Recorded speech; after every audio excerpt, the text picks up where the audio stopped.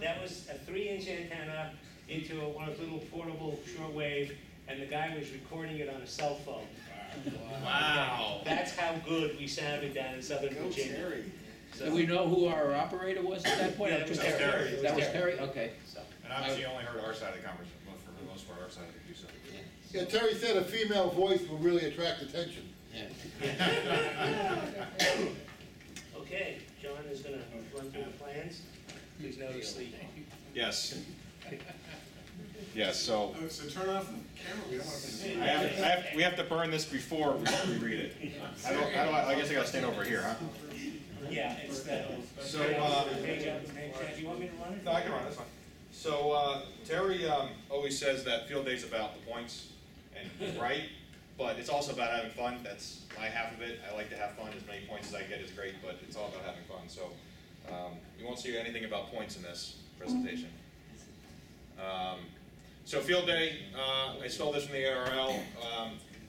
A lot of you have worked field day, some of you haven't, but as a refresher, it's the goal is to work as many stations as possible on any and all amateur bands except those really odd ones that nobody gets on, and operate in abnormal conditions, and develop skills for MCOM, and most importantly, I think, especially for the club, is acquaint the public with what we do, and that we're not just a bunch of old guys sitting in a dark shack, you know, with soldering irons and making stuff. We're actually having a good time. I mean, some of us are,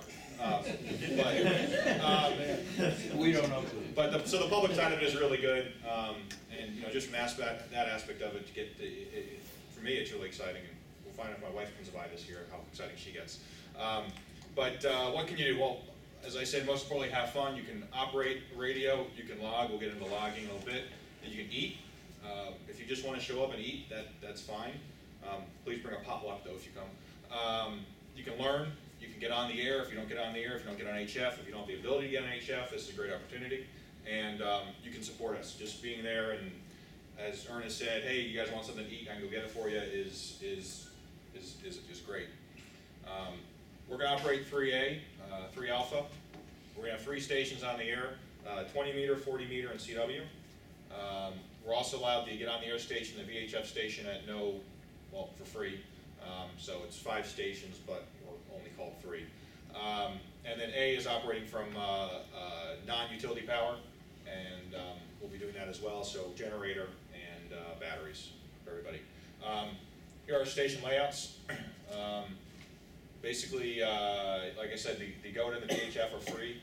And the location of those stations, you'll see that in the next slide, I think. 20 meter, 40 meter CW, and then we'll be doing, we're going to have a dedicated digital station this year. We just don't have a necessarily dedicated frequency for it yet. This is an aerial view of the grounds. I think Andy originally did this and pulled this map up, and then John colored it in. No, he printed it, put it in black and white, but it actually was... Oh, actually it was color? Okay. So here's the observatory. If you're familiar with the Nature Center, that's over here somewhere. There's horses and cows and stuff that smells over in this corner. this is two open areas over here. We'll have the 20-meter and the 40-meter tents here. The food will be over in this area, just in case you're coming for the food, that's where it'll be. VHF, the go-to station out in the middle of the parking lot, and CW out in the middle of nowhere. If you've worked the past few years, you'll notice the 40 and the CW have swapped. That's because Andy is anti-people and doesn't want to be around anybody. And that's actually somewhat true. The biggest problem with CW, with voice, you can just say, what's your call again?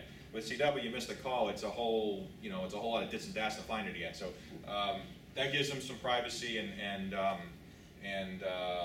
also allows Matt to work both 20 and 40 at the same time.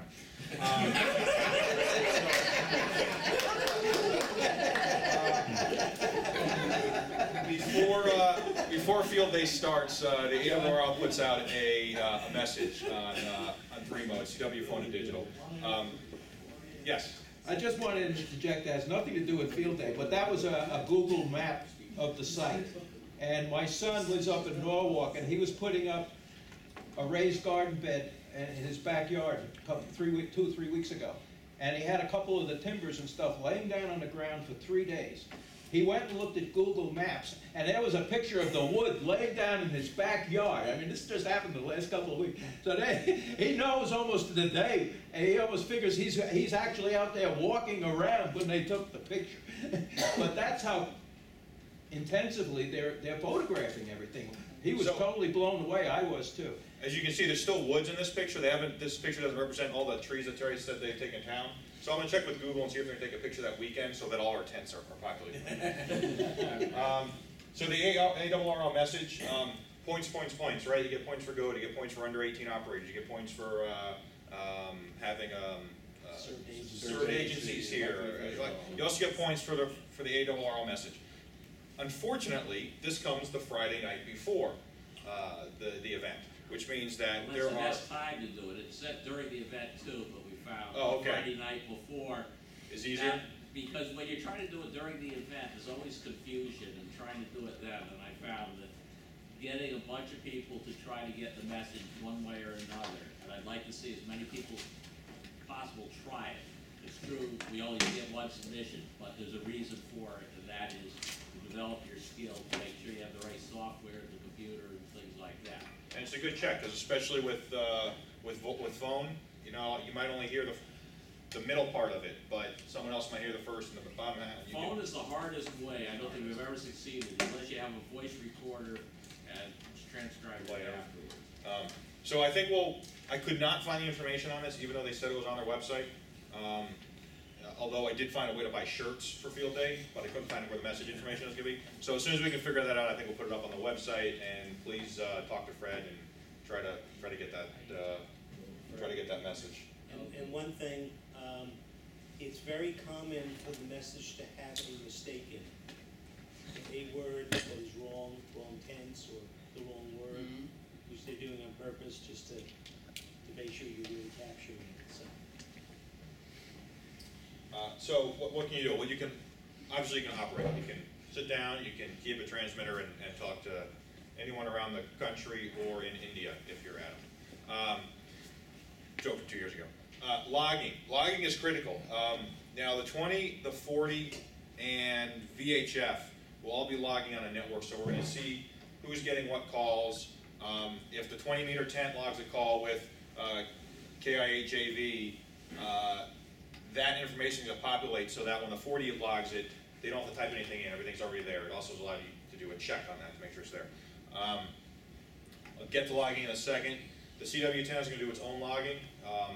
Andy's wrote some pretty cool code that logs everything pretty much automatically, so that's helpful. The go-to tent needs to log it separately because it's logging a different call than the club.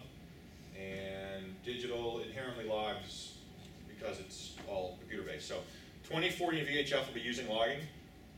This is the standard logging software. We've used it for years. It's available from Fred. It has a key. You can download it from the website. The website can give you a link to where it's downloaded. Logging can be very exciting. If you don't like to operate or you're nervous for operating, but you want to hear all these calls and the transaction, this is a great way to do it. You don't even have to hear really well because a good operator will work with you to to get the logging going. I worked with Bugs 2 years ago, AT's daughter, and she was having trouble getting through the QRM to hear the interference to hear what was going on. So I was noticing this. I would get a call, and I would repeat the call back very clearly, phonetically, to the other station, and that would allow her to write the time to write it down. So you don't have to be skilled at logging, although obviously we prefer you don't have typos. But it can be a lot of fun, and you know what? We're having fun. So if you have a typo or you make a mistake, or you miss a call, we'll go on to the next one. Chances are we'll get them later anyway. The logs are not checked against the other stations. Right. If you screw it up, it's, It doesn't matter. It's kind of an honor system. Yeah, and we get, we participate in EQSL, we send our, Right. upload our logs. About 10% of the QSLs that we get for W1E on EQSL are wrong. People are sending us bad information, wrong day, wrong time, wrong band, wrong mode. So, obviously people are not real careful about their logging. We want to be as careful as possible, but don't get bent out of shape. Yeah, and I mean, as an operator, if I see my logger's messing up, and I just move on. I mean, it's unless it's critically wrong or it's something we haven't worked, and I'll explain that in a second. Just there's another station back there. Move on, and it's not a big deal. It's again, it's about having fun. What you see, and I'll go briefly talk about logging because we sort of have this logging software come up about every 9 months in the presentation. The top left corner is that one. This one is a log. So the station, the class, the section I'll talk about in a second, the date, time, the band, the mode, and the operator. One thing about logging is you're logging, the operator is the operator, not the logger. And the biggest mistake we have is people changing out operators, not changing the operator ID. The sections are all located here. They're sorted by, what are these, section numbers, I guess? Call numbers, Call numbers? Call district. Districts? Call districts.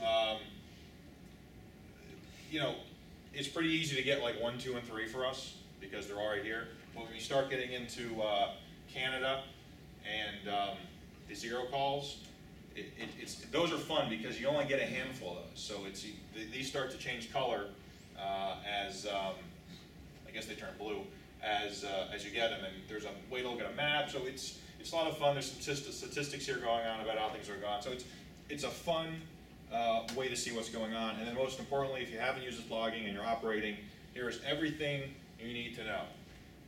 Critically is here. This is the exchange you're going to do, the call in section of class. John, I may have the software on that machine, so afterwards if people want to see, Okay. put them. It's very easy to use. If anybody hasn't used it before, N3FJP makes What's the name of it? N3FJP, November 3. FJP. It's good. It's very easy to use even for someone who's not familiar with using, well, someone who hasn't used logging software before. Like, This is, the middle section here is where you enter your contact. So you'll enter the call, the class, and the section. So these are tab fields. So W3 EIC tab 2A tab CT enter, and it populates it.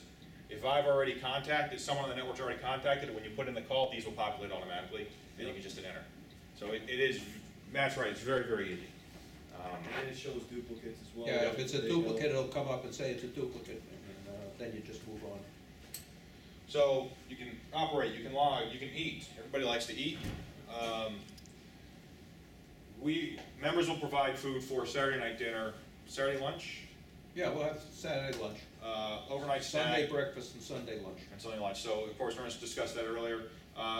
If you can bring a potluck salad, side, dessert, something, it's appreciated, especially because a lot of people are going to be there for the whole 24 hours or more, so we kind of get noshy and want to eat. If there's restrictions or suggestions for meals, obviously let Ernest, John know. I'm more than happy to accommodate that, and obviously want to help with food, with cooking, wait staff, doing the dishes, all that stuff. We'd love to have that as well. Learning, besides learning about operating and HF and how to have a good time and how to eat more food than you should, which all falls under contesting. We're gonna have a soldering demonstration on Saturday afternoon. If you ever wanted to make or fix your own cable, or hopefully Terry will go and I can stop fixing his antenna cables for him. This is the demonstration for you. We may have a presentation on SMT. So that's SMT surface mount technology. That's the little tiny things that have no leads that You can't see. you can't solder and can't weld. If you're the clumsy old operator who sits in a dark shack and plays with wires, you can't see SMTs. So bring all your rigs you need to modify, and we'll do that for you. Be doing digital modes. John will be operating digital. They've installed a big flat screen in the observatory. So we're gonna hook his computer up to that screen so you can really see what's going on, and digital is one of those things where you can like talk about what you're doing while you're doing it at the same time, I think, to a point. So there's good time for lessons there. If you haven't done digital, as you heard earlier, it's a very exciting mode to work in, assuming you have a rig interface that works right. And then learn about HF. If you haven't been on HF, you don't get to spend time on HF. I log more QSOs in field day than I do all year, which isn't hard because I log 6 a year. But I don't get to operate a lot, so for me it's a really good time. Get on the air, go to 10. You hear us talk about GOTA. If you're not licensed, if you're newly licensed, if you haven't been on HF, there's all sorts of reasons to go into GOTA. This year with GOTA, we're trying to bring in people who are going to do 20 or more QSOs. So if you qualify for GOTA on any of these points, or you know people who are children, relatives, we don't encourage you to pick children up off the street, but if they show up, we want them to operate in GOTA. If they're talented. But we want you to do 20 more QSOs in GOTA, and the reason for that is because points. I'm going to channel Terry here.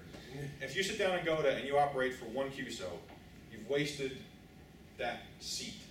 We're not going to get upset about it, but if we want you to get into it and enjoy it and have fun contesting, so we want you to do 20 QSOs to get all the points. We get a bonus. We get a bonus for increments of 20. Of 20. That's why it's important. So if you want to do 200 QSOs, that's fine also. Well, no, it's not, because there's a 100 Q limit per operator. 100 per operator, okay. So you can do 20, 40, 60, 80, 100. So if you're doing 35, you need to sit there and do 5 400. And if anybody knows Boy Scouts, Girl Scouts, Sea Scouts, whatever, bring them down. Yeah. Get them interested Yeah. in the merit badge that's available and the hobby, and give us points. Now, if we have kids who just want to make 1 QSO, that's Sure. fine, but we'll send them to one of the Right. primary David towns. son doing a number on you and him? Sorry, say again? David Parmit's son last year, he would run up to about, 3 or 4 below the next, and go, I don't know, Dad, I'm tired. All right, I'll buy you an ice cream afterwards. And then he'd run up to the next one, I don't know, I'm tired. All right, you know that model you wanted, I'll buy it for you. The kid had it down. Yeah.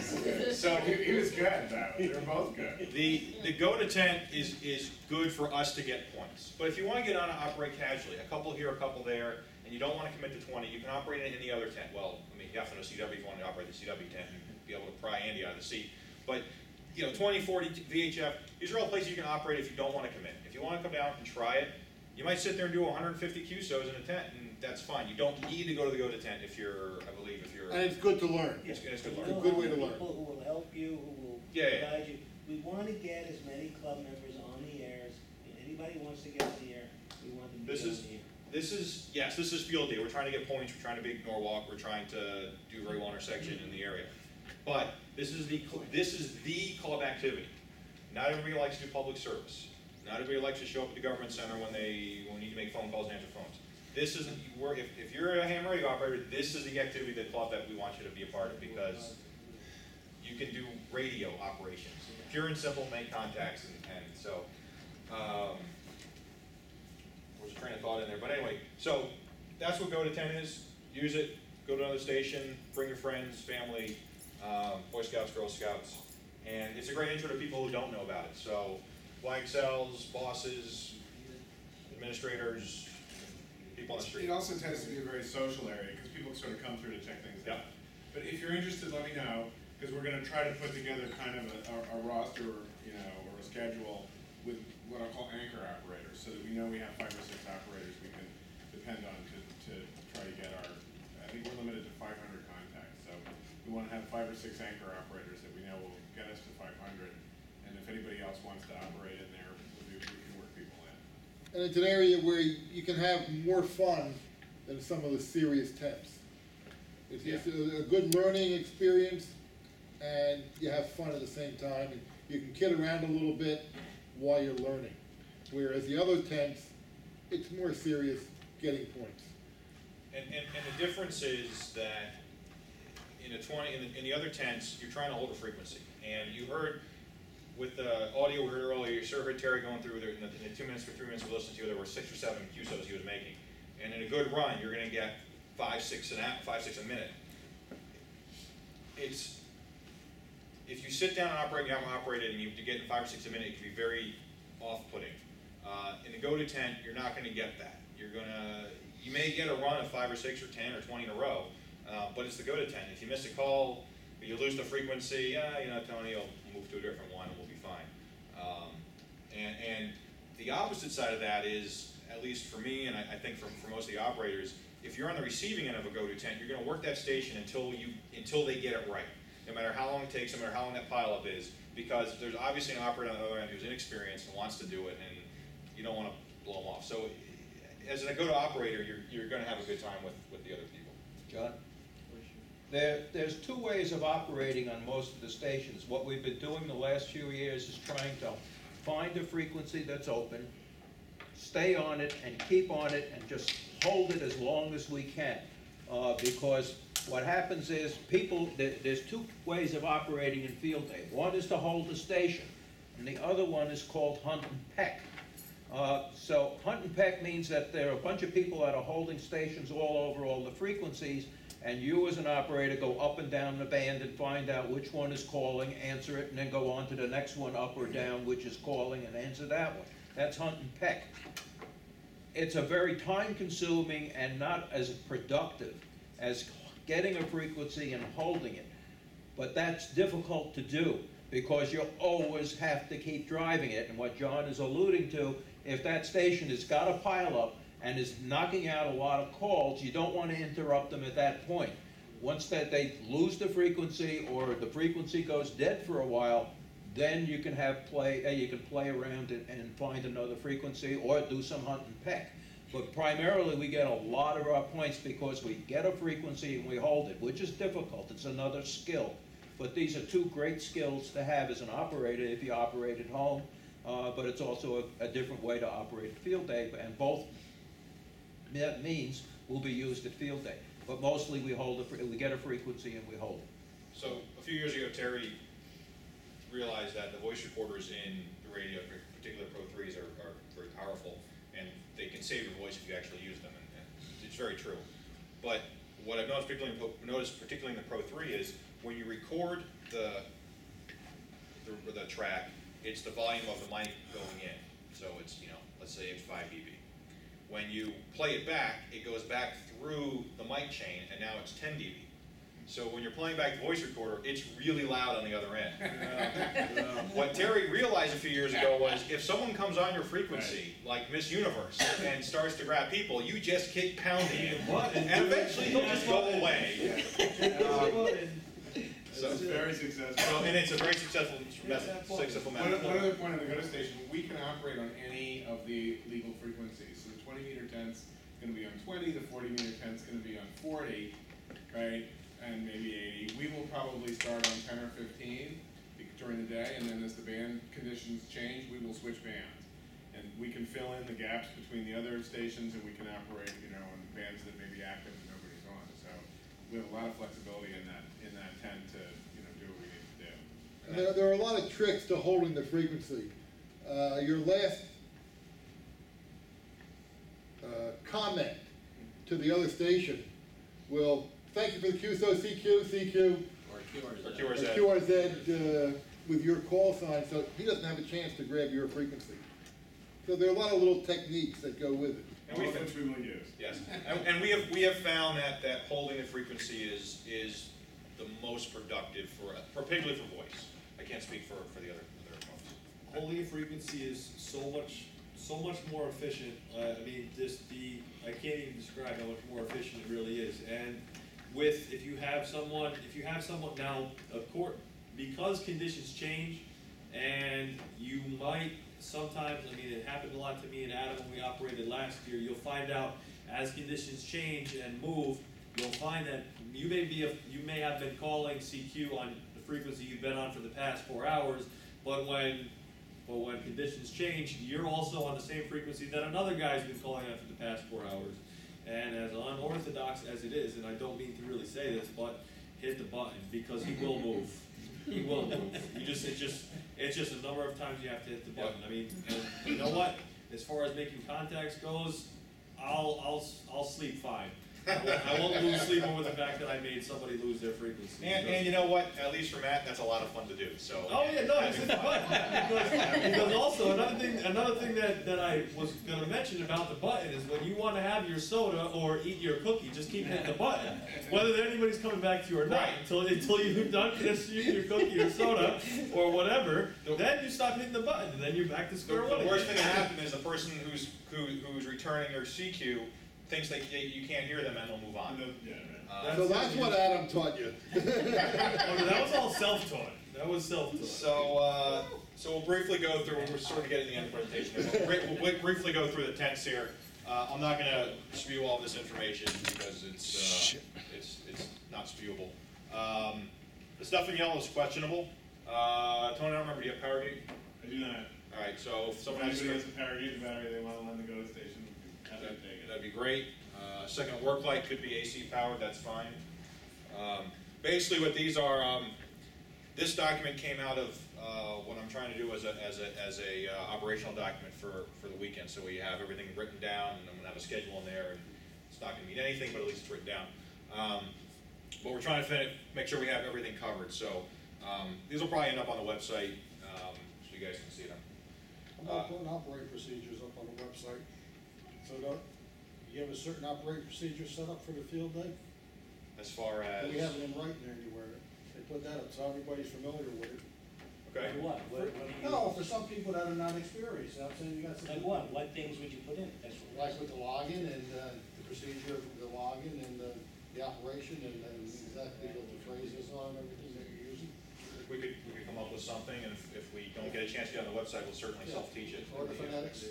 Phonetics is a good thing, yeah, that's Yeah, huge. We always had, last year we put phonetic cards by at least the go to And station. to go to- Yeah. Yeah, I've got some operating aids for the go station. like Yeah, that. that's a good idea. And a chart with the frequencies. Yeah, band edges. I did, when 2 years ago when I was running the 40, I put, stay between here. I donated a bunch of those cards, but they probably disappeared. Yeah, but that's a good idea, we'll have to we'll put what we can out there. Yeah. VHF 6 meter, I think AT's captaining this is the one think question so. we have. I think so. But again, we'll figure that out. There's a bunch of questions we gotta get from Terry on this, but the bottom line is, again, VHF 6 meter needs a battery and a power gate if someone has one, and some work lights, extension cords, etc. 20 meter tent is Adam, and it's pretty much Adam's station. Everything is being supplied by Adam except the antenna. The only thing on this one is we're looking for some control cable. So if anyone has 150 feet of control cable sitting in their basement they want to get rid of or loan us, that would be fantastic. Rotor control cable. Rotor control cable, yes, thank you. 40 meter tent is me, I'll be operating that. I could sure use a power gate. Maybe we need to get a donation of like 3 power gates to the club. And once I have to go back and look at my notes and see, Terry sort of figured out who's gonna work in each tent as far as key players. Of course, everyone's welcome in every tent, but we'll need a computer for that because I unfortunately have gone to the dark side of Mac. John, N1000 was selling power gates at a discount price. He had an email with the Norwalk Club, and imagine the Stanford Club, they probably can get the same discount from. Yeah, $55. They were 30 instead of 40 amperes though. What's the I got a power pole stick, is that what you're looking for? No, the power gate switches so that you have AC power. your power coming in, but the battery's being charged. If your AC supply fails, the battery immediately switches in, so there's no interruption in power. The computer inverter. 30 amps. So Yeah, it's kind of like an inverter. Yeah, 30 amps would be sufficient. Yeah, they're like $150 at that. Yeah, but anyhow, OLO had some that he put online for $55. All right, I'll look at that. That's worth it's a Father's Day gift for me. We need to order it right away, he's only got a limited number of them. Who is it, M1LO? Good. CW tent, Morse code, it's Andy's tent, pretty much everything but the antenna is gonna be Andy. This is kinda Andy's baby. He likes doing it so much, he bought a K3. Fortunately, I believe your son can only go to 3 years of college, so. Yeah. The digital tent will be inside the observatory on the second floor. We're gonna put up an umbrella in there just as symbolic. It's a digital, and John's gonna be hopping around 20, 40, 80, 320, wherever he can find digital stuff. I think every year we increase the effort in digital, and I think this year is really gonna make a difference. Does that Just- count against your 3A class? No. Yes, yes it does. Oh, It does, so what it means is that he's gonna be up when other stations are down. So let's say 20 meter dies, he'll come up on 20 meter in digital. 40 meter, we just can't operate anymore, he'll come up on 40. Digital counts as a CW. Digital counts as a CW, so the point, from a points perspective, I think voice are 1 and digital and CW are 2 points. So it's twice, so 100 CW is 200 points, 100 digital is 200 points. So actually, it's four, there's another power multiplier, so it's 4 points for CW for us, 4 points for CW QSO, 4 points for digital QSO, 2 points for a voice QSO. So we'll be monitoring the bands. If we see that there's a lot of digital activity, we may even take one of the voice stations down and try some digital. We'll see what happens with it. Certainly Sunday morning, when it becomes harder to get voice QSOs, just because we worked everybody, we may take one of the voice stations down to do digital. Just some other stuff, we'll be providing a couple backup generators because generators don't always work right. Covering all our grounding rod with tennis balls, so nobody loses an eye, because it's all fun and games until someone loses an eye, and then hopefully the museum provides a fridge and a tent, otherwise we're gonna look to outsource those. And I guess outsource isn't the right word, because if we outsource it, we have to go all the way to India to get our drinks. And then John will be generously providing a microwave to cook food with, not a 2 gig. So, I have got tennis balls if you need. I think, Fred, you had some? I had them last year. Do yours come with Somebody steak gave us, donated a bunch, and Andy sent me an email. I haven't had a chance since then to go in my garage. If you don't have any, we'll borrow some. I got a load. You just go over to the tennis courts. That's Yeah. where I get them, my just grandchildren run like pick them hell up. everywhere. Actually, if you go to any indoor tennis court, they'll lay it all over it. Just ask them at the desk and they'll let you go in and pick up a cup. Right when they're playing? No, but there's always, if you go during the daytime, or even in the evening, you might find it. Or if you just So- stand next to the Jewish Community Center where the tennis courts are, tennis balls will come and fly over. Why, you're saying we don't know how to play sports? All right, so what can you do? All this great stuff. I've gone about 5 minutes longer than I wanted to because I've now overfilled your brain with stuff. Number one thing you can do on field day is have fun. If you're not having fun, that means you probably pissed off Terry, and he's yelling at you. My goal is to prevent that from happening. You can help set up antennas. So field day starts at 2 o'clock on Saturday, runs 24 hours. But there's nothing in the rules that says we can't put up antennas on Friday afternoon, yeah, to set up, we all, there's 2 things. We need people to come on Friday afternoon and early Saturday morning before we start operating to get the antennas up, the tents up, and get everything hooked up. Friday afternoon is mostly antenna, Friday afternoon until sunset is putting up antennas. And usually at 2 o'clock in the afternoon, I think we start in the afternoon or 3. something. 2 or 3 o'clock, yeah. 2 or 3 o'clock in the afternoon. Somebody will probably be monitoring on the club frequency so that you can talk yourself in if you need help or if you want to find out if anybody's there. Because sometimes it's a question of how you get in terms of where the gates open. Definitely call on the repeater if you haven't made prior arrangements to come up, because sometimes we say, oh, we're gonna be there at 3, and then Terry says, oh, I'm running late, and he calls a couple people and nobody shows up because Terry, the antennas aren't gonna be there. And so then people show up, and so just check in on the repeater, but we could really use your help putting in antennas. Okay, one thing on the repeater, depending on when we get into Sterling Farms, the Sterling Farms repeater won't be up. The communication from the hospital repeater to the observatory sucks. Use the Buchanan 2-meter repeater. Buchanan 2-meter, very good communication from all over Stanford and especially from the observatory. If we get lucky, if we get everything installed by then, in the Sterling Farms, that's fine, but if not, in the hospital, you won't have any communication from the observatory. That's the, What we can do to back that up is I'll ask John to put on the website the talk-in frequency for the, I can put a voice can you do recorder that? on ours. The talk-in frequency for field day. Please use Put that our up on a computer. banner up at the top, the New Cane, our frequency and the New Cane frequency, and that'll do that. The other place that we have a real choke point in terms of setup is breaking down. Yeah. Sunday after 2 o'clock, once we shut down all the radios, everything has to come down, and everybody's tired as hell. So that the more people we have, the easier it is to get all that stuff down and get it cleaned up. Because sometimes we wind up going back on Monday to start taking stuff out. But the idea is to try to get as much down as we can on Sunday afternoon after 2 o'clock.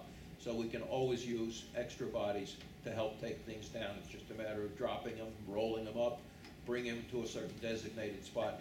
And oh, the other thing is, if anybody is bringing any of their own equipment, put your name and your label it, because at the end when we're cleaning up, as whose is this and whose is that, and stuff walks, and it doesn't get lost, it doesn't get stolen, it just disappears. So put your name on it and you'll get it back. It is not a coincidence that there's a ham fest the week after. All proceeds to benefit the club. That's right. Help set up antennas. Antennas go up 80 feet sometimes. It takes one person to fire the cannon, one person to chase the tennis ball to get it, one person to rope it, and a couple people to pull it. The minimum you need to put up an antenna is 2, but really you need 4, and in the paddock I think we need like 17. So Friday afternoon, we really need help putting up antennas. I think we're going to do two antenna launching teams. I think we can get it done in about 2-3 hours, but that's only if we have the right number of people. So you don't need any skill. It helps if you can follow a tennis ball, but you don't need to be able to do that. We'll work with you on knots. We'll work with you if you really want to. We'll probably let you fire the cannon. We just need your help putting antennas up. So please help us put antennas. The one skill that's needed though is to do the human pyramid so we can reach up to the top of the trees. Actually, one skill you do need is long pants and bug repellent. Yes. So that's number 2. Number 3, have fun. It's not a typo. It really goes in between all of those. I'm not doing that just to annoy Terry. We have to set up tents and stations that'll probably come Saturday morning. We got to put up pop-up tents. We got to put out tables. We got to run power. We got to plug out the station, and we got to hook a feed line. The contest starts at 2. What inevitably happens is at 1:55, we're finishing setting up the station and trying to get on a frequency, and everybody's going, "Gosh, I'm really hungry." So I'm hoping to come up with a schedule, and I think probably start out with maybe 10 on Saturday. I think is what we usually do. Get everything set up. Make sure to check out the radios, make a contact on the radio, make sure they work. Have a nice lunch, and then at 1 o'clock, just casually make some QSOs on the frequency we want to hold, so that it's just sort of natural when 2 o'clock comes in. We'll see if that actually happens, but again, the goal is we need help with getting tents and stations set up Saturday mid-morning and afternoon. If you show up at 2 o'clock, that's great. We want you to be there at 2 o'clock, but it'd really be great if you come for a couple hours beforehand to help set up. And you can go home. We're not going to chain you down. Last year, 2 of our stations got on the air late. One of them over an hour late. So we need people Saturday morning for the setup. That's the prime time. In all honesty, if you can come Saturday morning for a couple hours and you can't be there when we get on the air, that's perfectly fine. If you can come Saturday morning for 3 hours and come back Sunday for 3 or 4 hours, you're more helpful than you can imagine, because operating Sunday morning after operating all night is painful. So there's a lot of opportunity there. Don't think you have to come at 2 o'clock and operate for 24 hours. There's a lot of opportunity in there. So you don't wanna set up antennas, you don't wanna set up tents, but you love to cook, we could use you to cook a meal too. You don't wanna do any of that stuff, or you can't commit to coming Friday or Saturday morning, or you can only come Saturday night or Sunday morning, then come over and operate, come over and log. Come over, just hang out and have fun, have a good time with us. It is hopefully a good time, unless it rains. And then it's still a good time, it's just a wet time. Ernest will have a sign-up sheet, if you're interested, I hope you all are, I hope you talk to other club members, other people. Let us know your name, call, your availability if you know it, and most importantly, a phone and email so that if we need to coordinate something, we can get a hold of you. If we're out there on Saturday morning and it starts to rain or thunderstorms come through, we're probably gonna stop working for a few hours. We need for you to show up and sit around in the 2x2 area that's covered with the 16 of us who are there and get wet. And again, monitor the input, monitor the FSM repeater or our repeater. Finally, no matter what you decide or decide not to do, you must help us. Resistance is futile. So, Try to use it on you, yes. yes. Two things that you'll hear repeatedly from us. Thing number one is long pants and bug repellent. There's a lot of bugs and there's a lot of poison ivy in the area. Long pants and bug repellents. Hats and long sleeves aren't bad if you're gonna be setting up tents. Second is we're spread out over close to 1,000 feet. They have this new invention, it's called wireless. Instead of having to walk back and forth 1,000 feet each time to get a message, they have these neat things that project your voice 1,000 feet away. Use them. Bill. I'd just like to suggest along that line to set up a common simplex frequency Yeah, for the area. we will. That's a good idea. So, Thank you.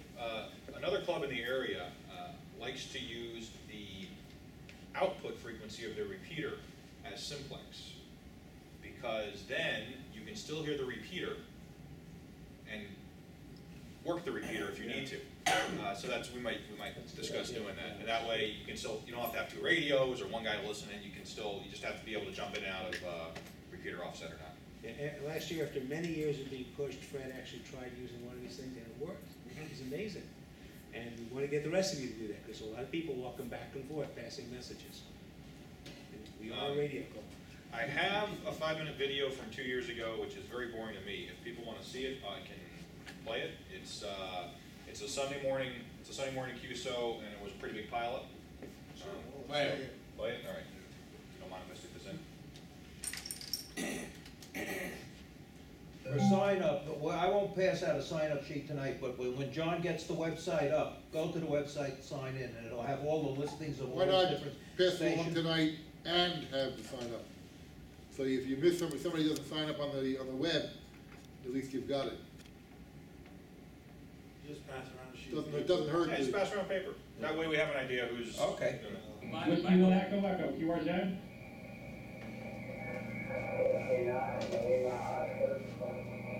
Lima Oscar, give me again. I was very tired, so Well, the fan's not going. yes. QSL, you're a Duke, 3 Alpha Charlie Tango, 3 Alpha Charlie Tango, over. QSL 73, good luck. Whiskey 1 Echo Echo, QRZ. I don't see anybody logging. I am. Foot pedal. No one wanted to be with me at the time. Whiskey 1 Lima November Portable, got the call in the class section.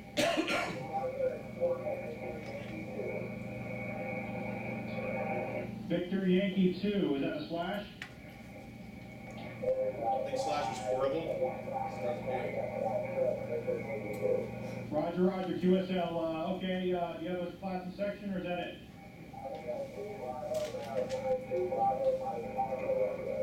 QSL, you are loud and clear here in Stanford.